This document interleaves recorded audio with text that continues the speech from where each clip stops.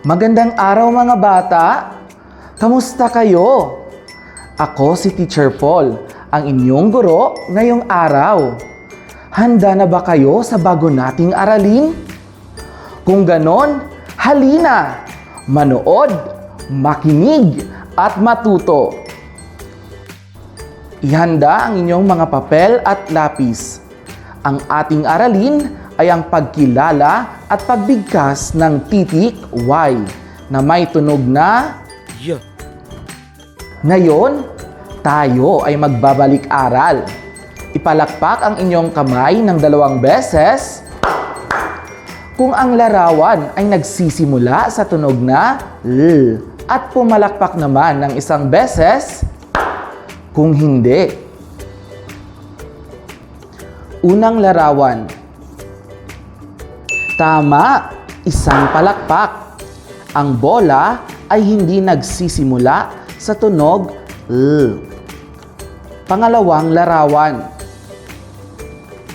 Tama, 2 palakpak. Ang lata ay nagsisimula sa tunog L. Pangatlong larawan. Magaling, 2 palakpak. Ang lagari ay nagsisimula sa tunog L. Pang-4 na larawan. Magaling, 2 palakpak. Ang lapis ay nagsisimula sa tunog L. Pang-5 larawan. Magaling, 1 palakpak. Ang kamatis ay hindi nagsisimula sa tunog L. Mga bata, ano ang nakikita ninyo sa larawan?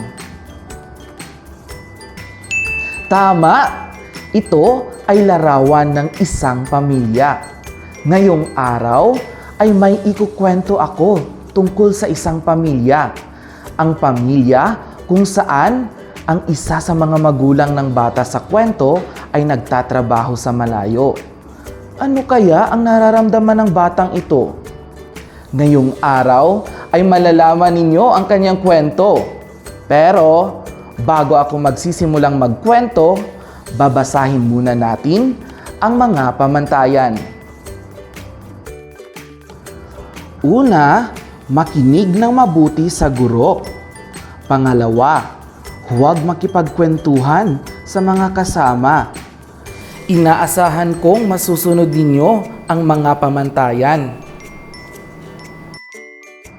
Mga bata, makinig kayong mabuti sa kwento at mamaya, tutukuyin ninyo kung ano-anong mga salita ang nagsisimula sa titik Y. At pagkatapos ay sasagutin ang mga sumusunod na tanong. Ang pamagat ng ating kwento ay ang regalo kay Yamyam. Mahigit 5 taon na hindi nakikita ni Yamyam ang kanyang ama dahil siya ay nangibang bansa. Ang tanging kasama lamang ni Yamyam ay ang kanyang yaya habang nasa opisina ang kanyang ina araw-araw. Papalapit na rin ang kanyang 8 kaarawan, bagamat hindi makikita ang pagkasabik sa kanyang mukha. Malaki man ang bahay nila o magara man ang mga kagamitan nito, ang lahat ng mga ito ay hindi sapat dahil iisa lamang ang kanyang hiling, ang makasama ang kanyang ama sa kanyang kaarawan. Makalipas ang ilang araw at kaarawan na ni Yamyam, nalaman niyang may surpresang handa ang kanyang ina. Sa puntong ito ay tila naliwanagan ang kanyang mukha. Tinakpan ng kamay ang kanyang mga mata at bumilang sila ng 3. 1, 2, 3. Pagbukas ng kanyang mata ay nakita niya ang regalong yoyo sa mesa. Tila hindi nasiyahan si Yamyam. Habang malungkot siya, may mahigpit na yumakap sa kanya sa likod. Ito nga ay ang kanyang ama. Sa puntong iyon, ang kanilang tahanan ay napuno ng pagmamahalan. Totoo nga na ang pamilya ay higit pa sa anumang yaman sa mundo.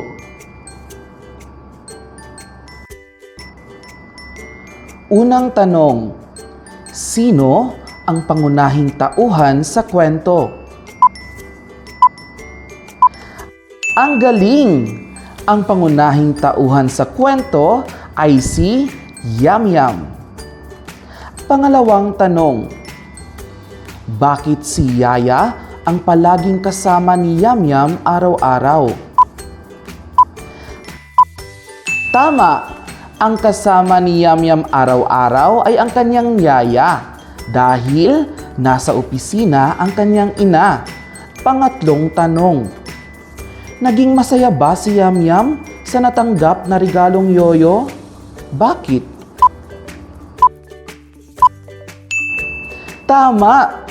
Hindi masaya si Yamyam dahil ang gusto niyang regalo ay ang makasama niya ang kanyang ama.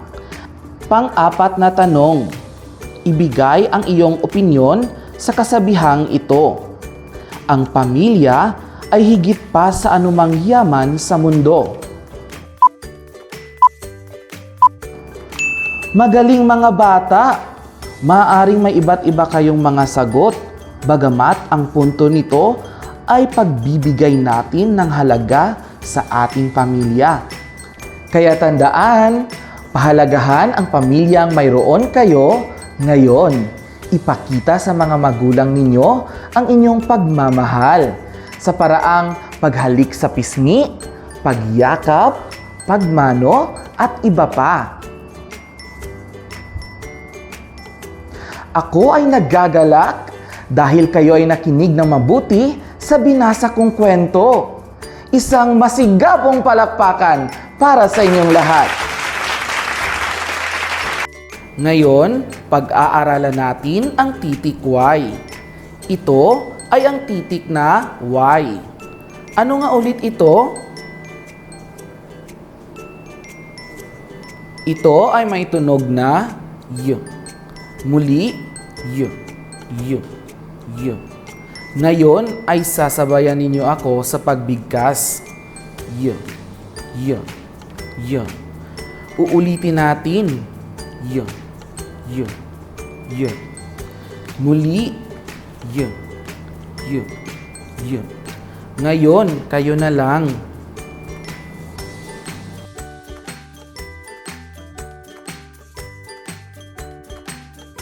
Magaling mga bata!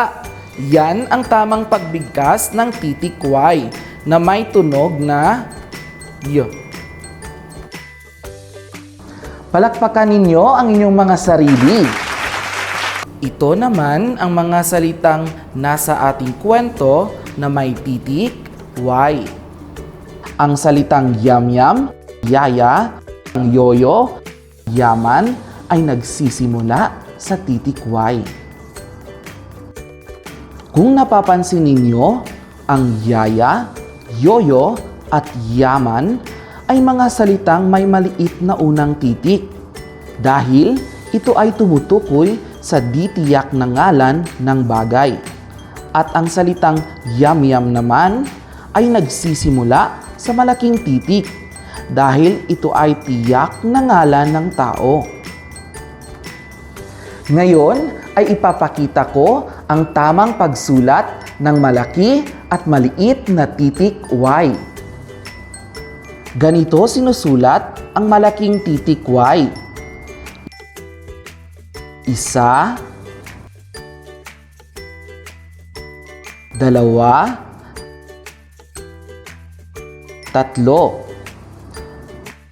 Ngayon, sabayan ninyo ako sa pagsusulat ng malaking titik Y. Isa, dalawa, tatlo. Ngayon, kayo na lang ang magsusulat.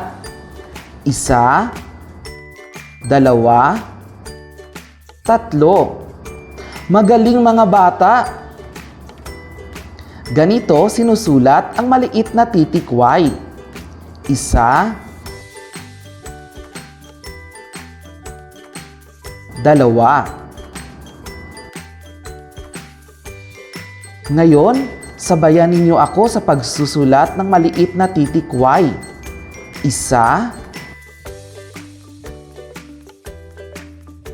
dalawa.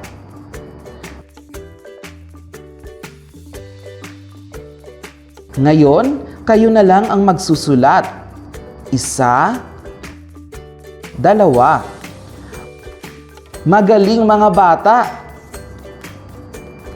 Para sa ating gawain, babasahin natin ang mga salita, parirala, at pangungusap na may tunog.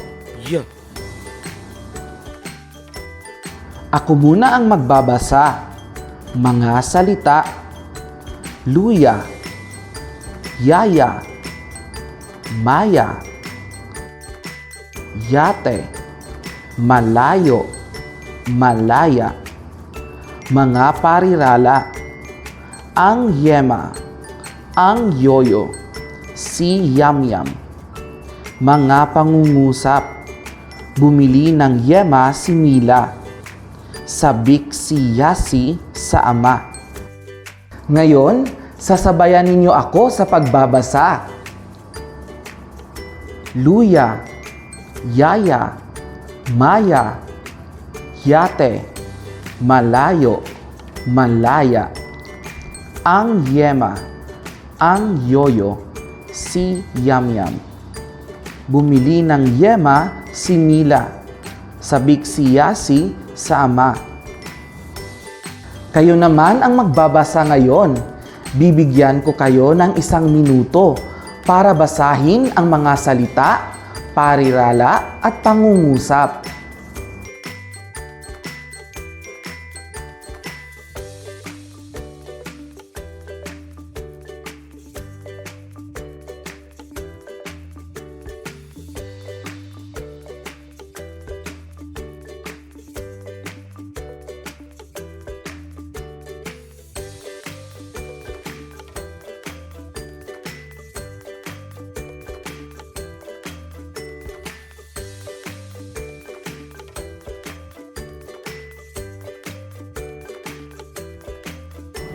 Magaling mga bata!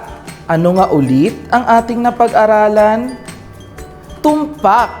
Nakilala natin ang titik Y at natutuhan din nating bigkasin ang tunog nito. Sa muli, ang titik Y ay may tunog na Y, Y, Y. Ako ay nagagalak dahil naintindihan ninyo ang aralin natin ngayon. Isang masigabong palakpakan para sa inyong lahat. Maraming salamat sa inyong pakikinig at panonood. Ako muli si Teacher Paul na nagsasabing ang bawat batang Cotabateño bumabasa. Hanggang sa muli, paalam!